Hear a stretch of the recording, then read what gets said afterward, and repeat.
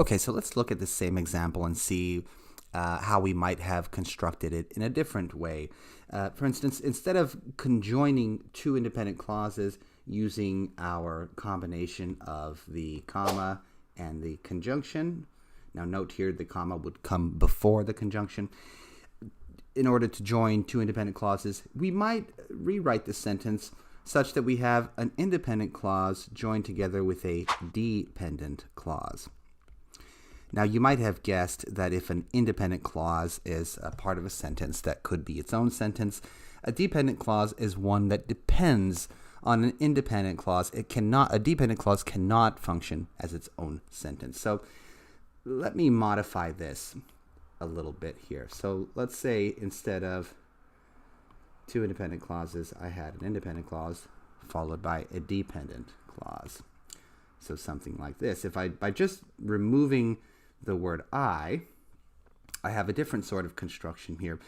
I was going to walk to the store, but decided to ride my bike instead.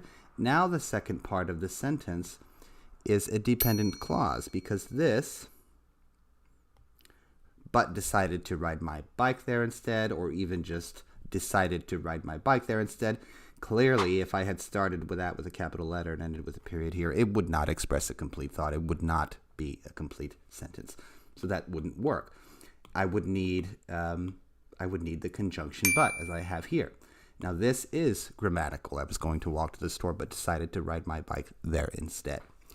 We wouldn't need a comma at all in this case because we no longer have two independent clauses joined together by the conjunction. I no longer require this comma here. It's conventional just to have the conjunction joining the two clauses. Now, what if I had written this differently? What if I had said, for instance, because I decided not to walk to the store, I rode my bike there. Now, this sentence is missing a comma. Where do you think the comma would go? You can pause the video for a moment and take a moment to think about this if you like. Okay, so where is the dependent clause? Well, that would be right here. Because I decided not to walk to the store. This could not be its own sentence. It only makes sense in the context of the larger sentence. That is to say, it only makes sense joined to the independent clause, I rode my bike there. That is a complete thought. But this, however, is not. This is a dependent clause. So having the two joined together like this is okay as long as we have a little bit of punctuation. In this sort of construction, I'm going to need a comma right here.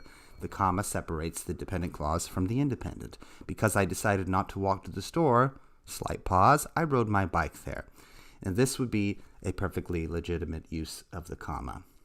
So we can use the comma to join two independent clauses if we combine it with a conjunction, or we can use a comma alone if we are combining a dependent clause with an independent clause.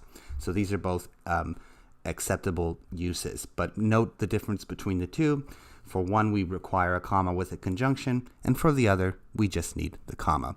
I hope that makes sense, and I hope you found that helpful. If you have any questions for me, please feel free to leave them in the comments.